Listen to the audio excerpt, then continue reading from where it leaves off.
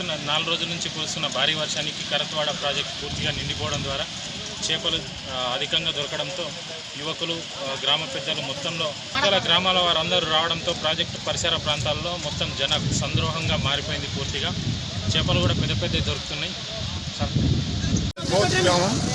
మాకు చెరుకట్టలో ఈరోజు ఫుల్ వర్షాలు పడుతున్నాయి. మాకు ఫుల్ అలుగు వచ్చేసింది.